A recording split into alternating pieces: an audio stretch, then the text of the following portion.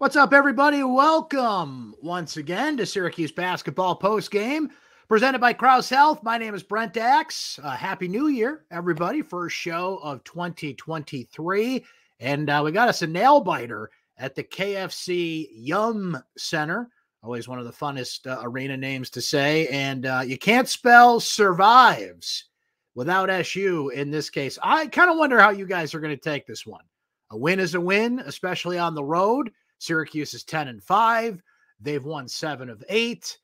Or do you look at it and say, you know, that's a bad team you just played, and you let them kind of drag you down to their level, and this team's going to have some major issues against better competition, which starts, in a few days when Virginia and Syracuse square up on Saturday. The level of competition goes literally from the outhouse to the penthouse in this case. But tonight, Syracuse beat Louisville. Final score was 70-69 at the KFC Yum Center. Can't say it enough. David responds with an orange. He's happy about this one. Matt says, Happy New Year. Same to you, Matt. Ira says, put it in the win column. But, man, that was close. Another orange there from our guy, Bruce. There's Richard. He says, Happy New Year. And, whoo, that was close. Way too close, according to Julie, and free throws matter. They absolutely did. I actually thought free throws were going to cost Syracuse in this game, but they end up making the ones that matter down the stretch. Chris says sloppy play against weaker competition. So you guys keep going. I'll highlight some more of your comments here coming up, but let me point you right to the big stat in this game. Not only were free throws big, as we'll mention in a second, turnovers. Louisville came into this game turning the ball over a bunch, one of the highest turnover rates in all of college basketball. So I think we expected that. They had 21 turnovers in this game. They had 14 turnovers at halftime. Syracuse collected 25 points off 21 turnovers. Honestly, that's not enough. That's way too many free possessions and free points that Louisville just handed on a silver platter, which Syracuse did not cash in. The Orange decided to get in on the turnover party and commit 15 turnovers themselves, which Louisville only scored 17 points off of in that case. So it's basically a wash. And to have a team commit 21 turnovers in a game, it helps Syracuse put some points on the board for them. But for that to basically be a wash, kind of tells you the sloppy, interesting game this was. Syracuse shot 40% in this game, 22 of 54. Louisville 42% at 27 of 63. Louisville came in as one of the worst three-point shooting teams in the ACC, but these teams tend to have success against Syracuse. They get open shots. Syracuse's three-point defense was as poor as it was all season, frankly. Louisville hits 11 of 27 from three-point range. The Orange counter by going just 7 of 16. Now, free throws, look at this. Syracuse 19 of 25. That's 76%. But I actually thought that stat was going to cost him. There was too many that Jesse Edwards missed, a couple clutch free throws down the stretch, a couple situations where Syracuse went 1 of 2. But Judah Mintz had some key free throws. Joe Girard had some key free throws down the stretch. Those two struggled in other ways, as we'll get to here shortly. Syracuse is out-rebounded 38-33 as well. When you look at it individually, Joe Girard leads the Orange with 28 points, but he shot 7 of 18, 4 of 8 from three-point range. The big thing was he was 10 of 11 at the free throw line. Judah Mintz, 16 points for the Orange tonight. He has 4 assists and 4 turnovers, so usually he's got a really good assist-to-turnover ratio. That kind of evened out tonight. The play at the end, so Judah Mintz gets the ball. Syracuse fouls on purpose, puts L. Ellis at the line. He hits 2. It's 70-69. Judah Mintz goes up the floor. He slips. Turnover. A game so appropriate that it would end not only on one turnover, but Louisville gets the ball on the other end, and they turn the ball over. Clock expires. Syracuse escapes with a win. So turnovers, the story there. Girard also had 5 turnovers on the night. Jesse Edwards at 12 and 11, had a double-double. I think you'd have to really qualify this, though. 4 blocks, that's a solid effort from Jesse, but down by his standards, he really had to crawl out of a hole in this game. He did not get into foul trouble like he did against Boston College. He only finished with 3 fouls in this game. A double-double is a double-double. You'll take it if you're Syracuse. They were much more aggressive going to Jesse in the paint in the second half, especially when a couple guys on Louisville got into foul trouble. But I wouldn't call this a good game from Jesse Edwards. It didn't feel like he made that normal game, consistent impact that he does. But, you'll take 12 and 11 anytime on that front. So those were the big stars for Syracuse. Chris Bell had a couple of big shots in the second half, ends up with 8 points and 3 rebounds. So Benny Williams, who had a career night, 16 and 11 against Boston College, 3 points, 3 rebounds in this game, playing just 28 minutes. You just can't figure out Benny Williams. He's up, he's down, he's left, he's right, he's hot, he's cold. What was the rest of that Katy Perry song? How does that go? That is Benny Williams at this point. Be interested to see what Jim Boeheim says about that in his post-game press conference, though. We're not all at practice, so how can we possibly have an opinion on this whole thing? If you caught what Jim said at his post-game press conference after Boston College, and frankly, how stupid that comment was, but I'll let it slip. Matt says, a good thing Joe showed up tonight. Bruce says, a win, playing as sloppy and bad as we can play, hopefully. No Symir Torrance, ?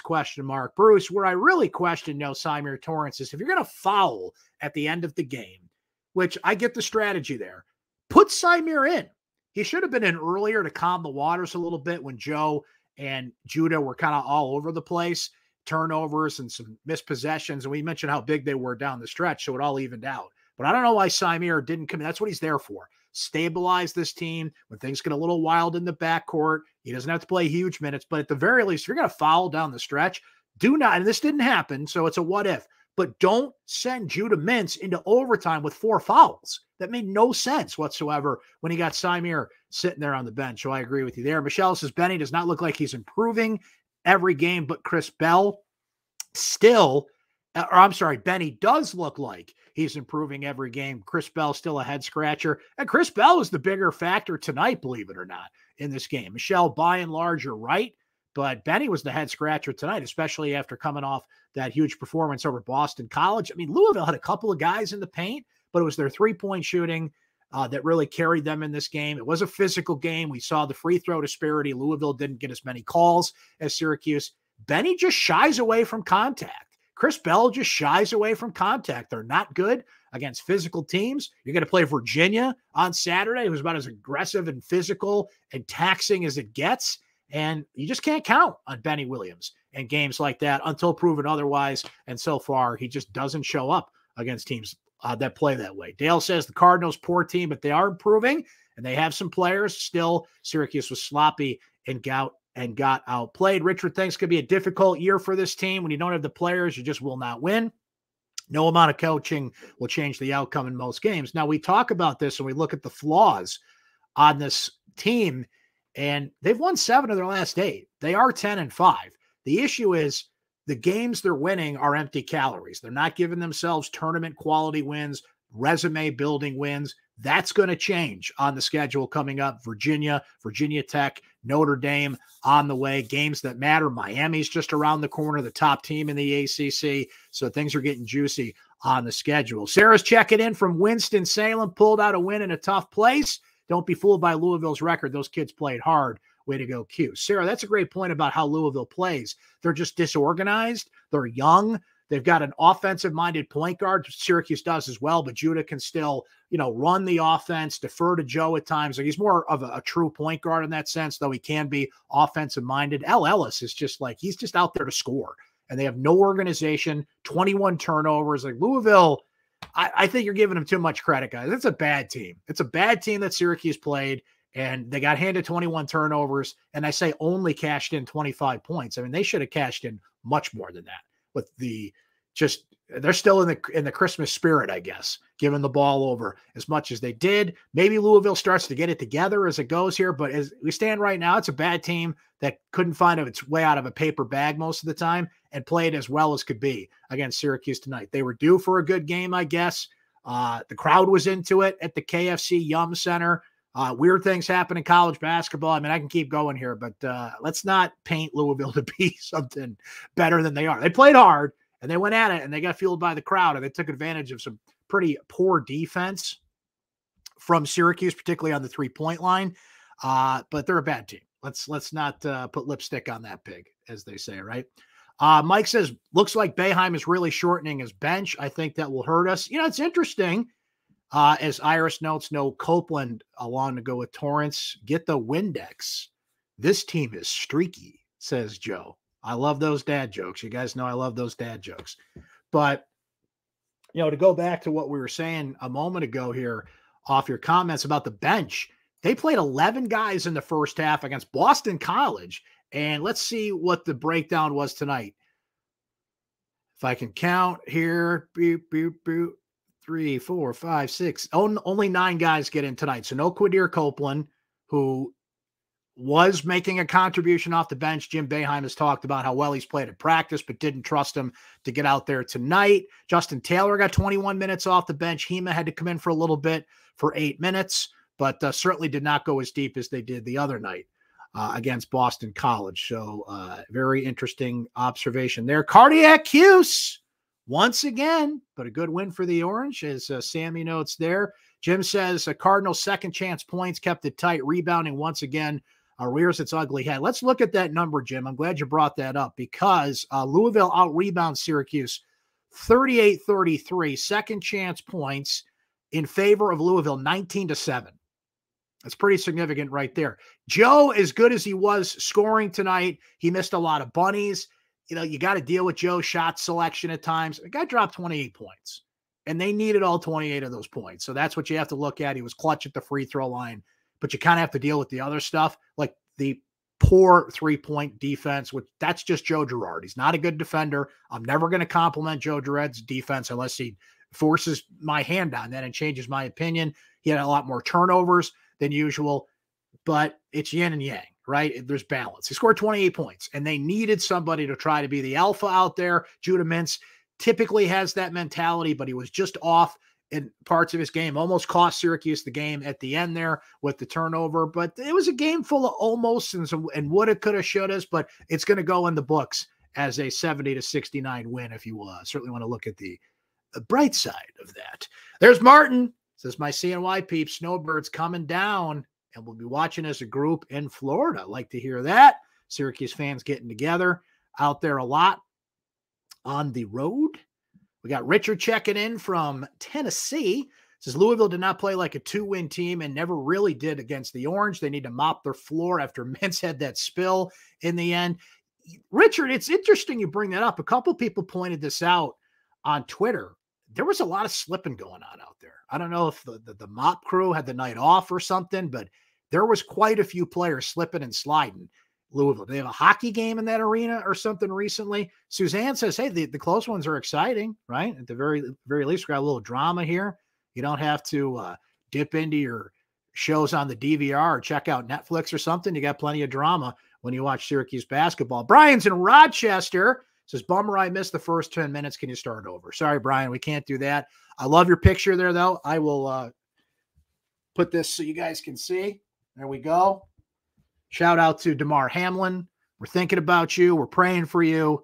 We hope you're coming through. Everybody's thinking about him tonight. You don't have to be a Bills fan to think about that and have sympathy for that. And just horrible what we saw last night. Football is a brutal game. These things can happen.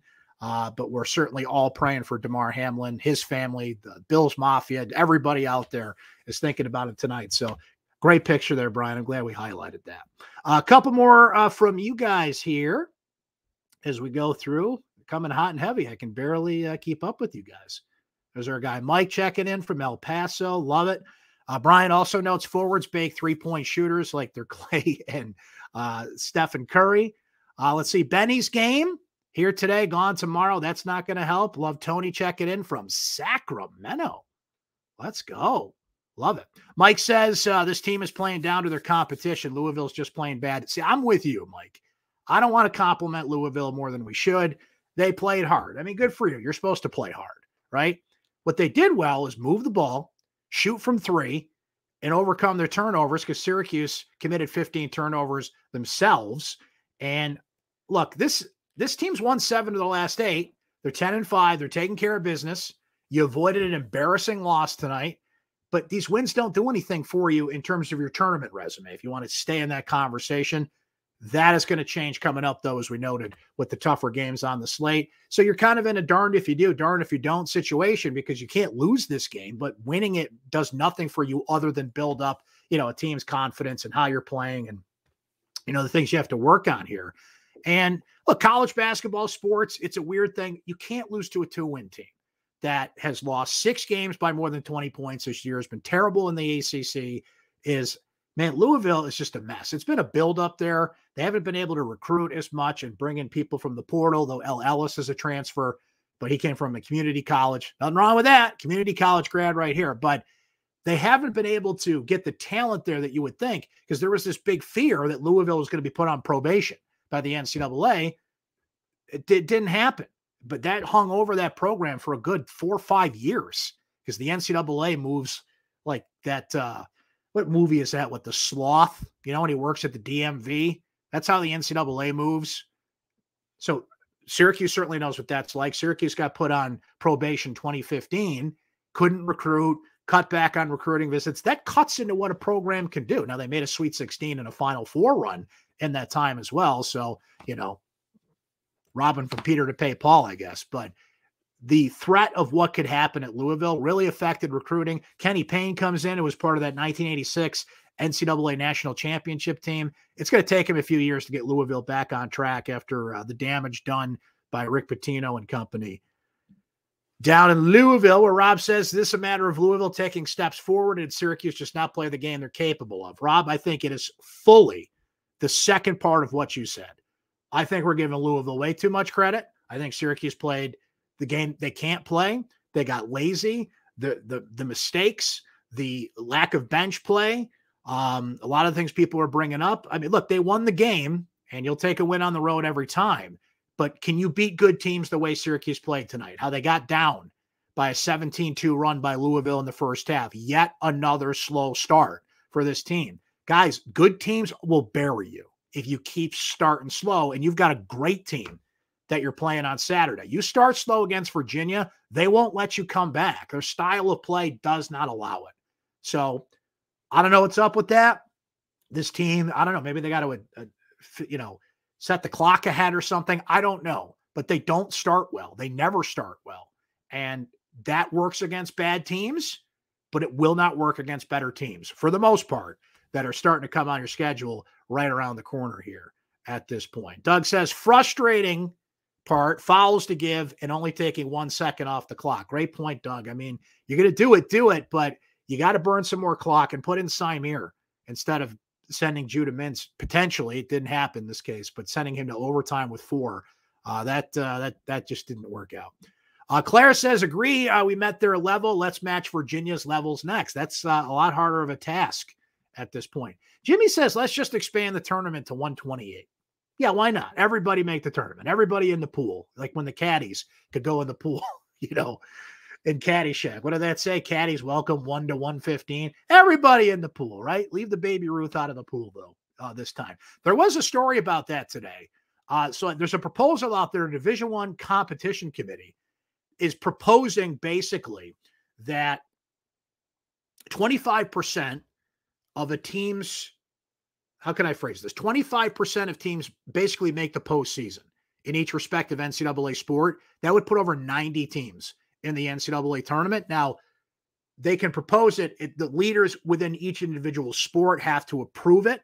But why are we doing that? Why are we going to water down the NCAA tournament? I mean, I'll still watch. I'll still fill out my bracket and all that stuff. I'm not going to protest it. But why are you watering down the NCAA tournament in that case, in that theory, with over 90 teams? That's just brutal. The NCAA tournament, you know what? It's fine. It's fine the way it is. 68 teams. We're good. We've got the play-in games, which they say is the tournament, but it's not the tournament. It's fine. That's the beauty of the tournament. It's hard to make the tournament, right? Even out of I don't want to say Power 5 because there's more than 5, but an elite conference, it's getting harder for those teams to get in, right? I think we reward conference tournaments way too much with the tournament. I'm getting on a rant here that I shouldn't be because we're a couple months down the road from that. But 90 teams in the tournament, stop. Come on, give me a break. That's a watered down drink right there. Just, give me the booze. Don't give me the watered down drink. I'm paying for that drink. I don't want 90 teams in the tournament, right? Let's see here. Just catching up on you guys. Mark says it was embarrassing tonight. Yeah, you'll take an embarrassing win over an embarrassing loss. That's for sure. Lori says they seem to need to find their confidence on the first play, then move from there. Lori, you know what that is? Get the ball to Jesse. Get the ball to Jesse inside, start there, build your way out. That avoids the slow start, right? I don't know why this team just doesn't feed Jesse more. I mean, like I said, 12 and 11 tonight, you'll take it, but it didn't feel like he was active. He was engaged. He was a part of the offense. He struggled a bit. Boston College game, it was foul trouble. This game, it was just kind of flow of the game kind of stuff. And you can't ask Jesse Edwards to be, a world beater game in and game out. Teams are catching up to him. They're playing him more aggressively on the defensive end. You don't want him to get into foul trouble, right? But he's your catalyst. He's your anchor. And that is probably the best way to avoid a slow start. Get the ball to Jesse, let him do his thing like they did in the second half when they kept feeding him the ball inside. And at the very least, he's going to get to the free throw line. He wasn't good at the free throw line tonight, but you got to take your chances there.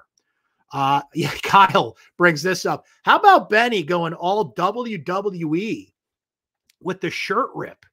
And what you're going to do when Benny Williams goes wild on you? I'm not ripping the shirt. I like the shirt. But, yeah, what was up with that? Who knew they keep an extra jersey around?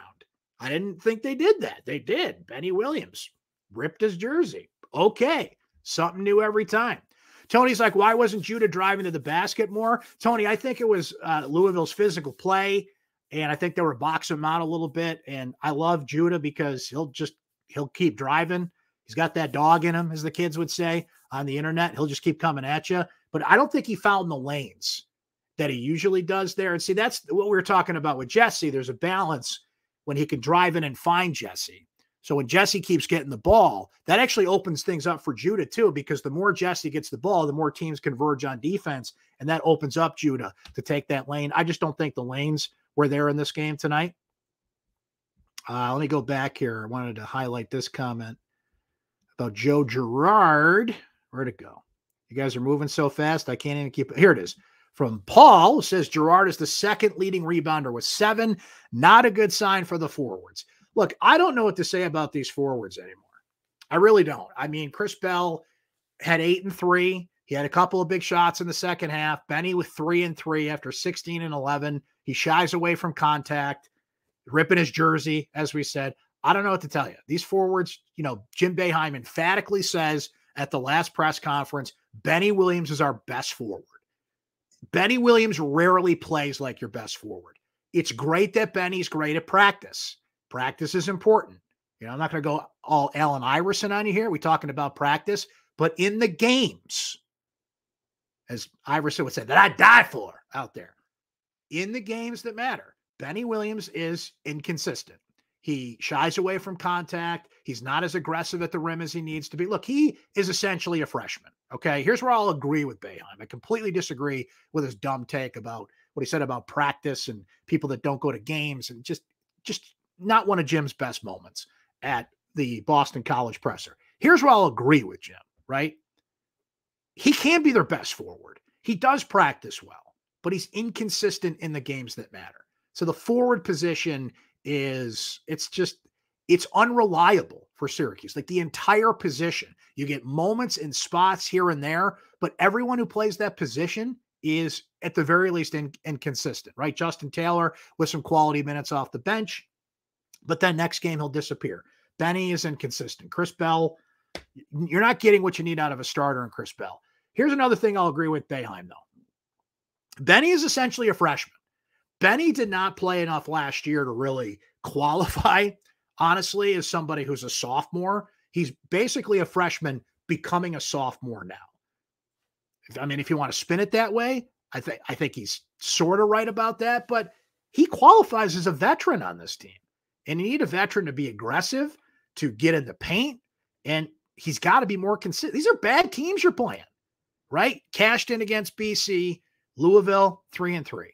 It's not going to get it done, particularly when you got Virginia Tech, Miami, Notre Dame, again, around the bend for this team. It's just not going to cut it, right? Claire notes, funny how everyone said Benny was going to save us last year. I think Jimmy B knew best in that case. A lot of people were calling for Benny last year. Now he's getting a shot, and we're kind of seeing a little bit of this and a little bit of that. Chris thinks John Bull should get in there. I think John Bull's good in spots. He's a great passer. He can be a good defender. He's just a liability offensively. That's the issue. You need someone in there that can score, but that's what we're talking about with bench minutes. which, what did John Bull get tonight? Let's see. He played a minute. He played 1 minute. Made a nice pass, had a rebound and an assist in his time on the court, but 1 minute with the inconsistency you're getting. There's a name we're missing there, Malik Brown. Malik Brown is just another one of those guys that gets lost in the fold, and when your forwards are as inconsistent as they have been, when he doesn't get out there as he didn't tonight, I mean, I know Boeheim's big on practice, but I'd rather have Malik Brown out there than, Benny Williams taking up space or Chris Bell taking up space. That's just me.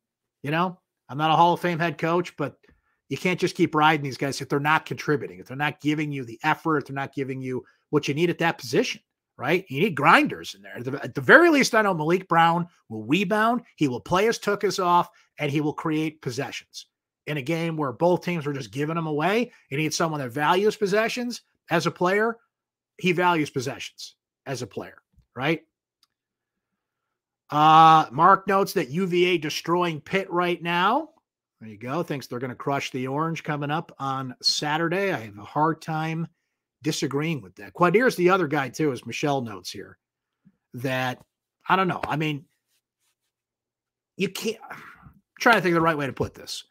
Quadir is almost this year's Benny. Like, everybody calls for him, and sometimes he doesn't justify the minutes that are called for, but I just liked what Syracuse did in the last game. It worked to rotate. It made sense to put in 11 guys. It would have made sense in this game, and you don't see it. Maybe we'll see it more going forward. We shall see. I'll tell you what, let's end there for tonight, ladies and gentlemen. Great to be back. Happy New Year. We will be back Saturday for our next post-game show. Programming a reminder that Orange Weekly returns this week on all these same channels you're watching now. We'll get together Thursday, noon Eastern time. But you can watch the show on replay and all these same channels you're watching. We put a post up on syracuse.com. We'll fire it off on social media as well. So easy to catch the replay if you missed that. So that's Thursday at noon-ish Eastern time, Orange Weekly. Saturday we'll be back. It's a 5 o'clock tip Eastern time. So about 7 o'clock, we'll hop on here for more post-game coverage and talk more Syracuse basketball with you. Gets a little harder on Saturday. It's much harder playing one of the best teams in the ACC, and a team at times that's been one of the best in the country coming up here. So we'll see how the Orange get ready for that one. We'll thank you for your time tonight. We'll continue to say our prayers and send out the best vibes we can for DeMar Hamlin and his Buffalo Bills family. Get well soon, DeMar. We hope to you pull through this, and we're all thinking about you tonight and hoping for the very best in Cincinnati. In the meantime, not too far away in Louisville, the Orange top the Cardinals 70-69. They're 10-5. They've won 7 of their last 8. But tonight, got by on the hair on their chinny chin chin. Enjoy the rest of your week, folks. This has been Syracuse Basketball Postgame presented by Krause Health. Have yourself a great night. We'll talk to you again next time.